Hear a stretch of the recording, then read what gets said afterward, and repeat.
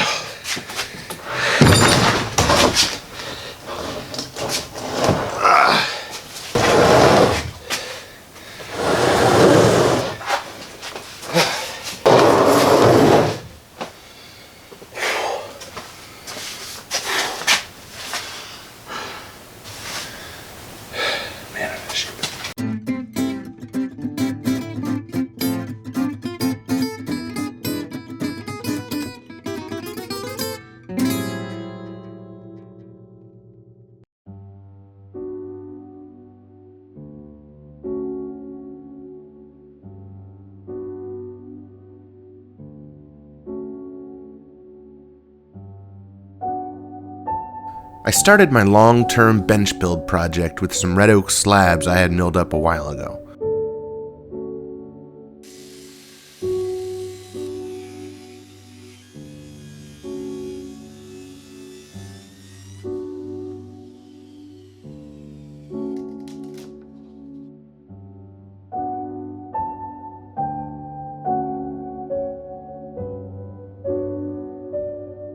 I needed to cut them into 5-inch rips to laminate together.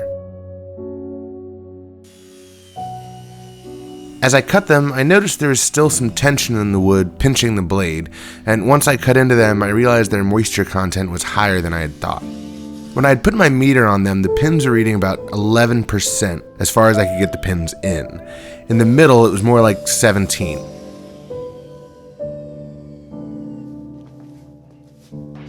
I had already committed myself to this project, so I let them sit in my shop to acclimate a little longer before going through the jointing process.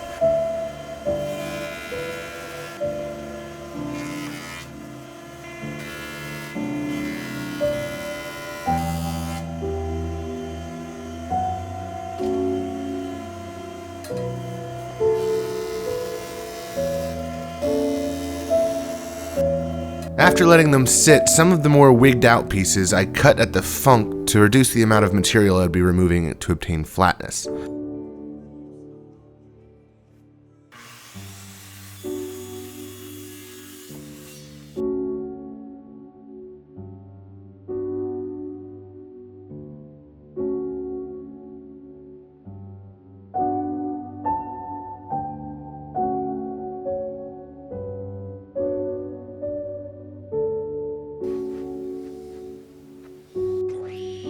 Then I squared up all the ends to glue everything back together.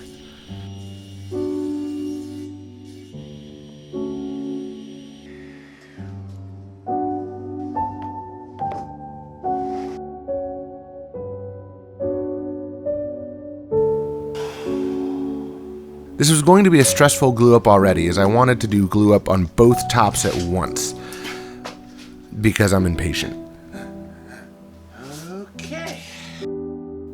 My cutting of the strips added to the stress, which I didn't have the foresight to anticipate that.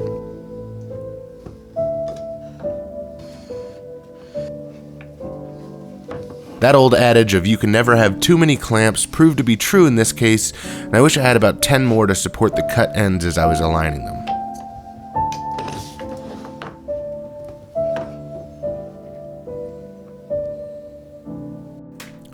After I let the tops sit in clamps for a few days for good measure, I took them out and got ready for the initial flattening. I found a wood weight calculator online. Each of these tops weighs around 145 pounds. I was going to flatten them with my router sled, but my surfacing bit was dull. In searching online for a replacement, I found the company toolstoday.com that makes a surfacing bit that holds carbide inserts that can be rotated or replaced as they get dull. So I reached out to them. Now, Tools Today specializes in cutting tools like router and CNC bits, as well as saw blades, and they offer same-day shipping, and their customer service is awesome. Now, with a bit this large, you want to use slower RPMs on your router, around 17,000, which on my Bosch router is number 3 on the variable speed control. The bit comes with inserts that are meant for really hard stuff, like solid surface countertops, so I swapped them out for the inserts meant for wood. Tools Today also mentioned if I experienced any burning, I could just remove the bottom scores, but I didn't have any trouble at all. It cut like butter. After I had the one sides flat, I could wrestle the tops over to the planer. They're heavy. With both the top and bottom parallel, I took to jointing the edges by hand since I didn't want to try to maneuver them over my 8-inch jointer. Then to square off the ends, I used my circular saw in 2 passes. The pieces had some knots and checking that I wanted to fill with epoxy. I wanted to tint the epoxy, and on the advice of Peter Brown, I used some food coloring in my West Systems 2-part epoxy. 3 drops green and 3 drops red per batch. Then I used a torch to get rid of any bubbles. During the stressful glue up, and since the wood was still a bit green, I had some more wood movement. Some of my laminations had some gaps. I used wood glue, red oak sawdust, and a sander to fill those. I'm always amazed at how well that works. I decided to let these sit in my shop for a while to account for any more movement before starting on the base, in case I need to do any more flattening or jointing. I'll revisit this project after a little while, so you'll see some more projects on this channel in the interim. As I publish videos about the Roubo workbench, I'll add them to my Roubo playlist, so you can see all of them at once when the bench is finished. You'll also be notified of the new videos if you're a subscriber, so don't be afraid to hit that subscribe button. Thanks for watching.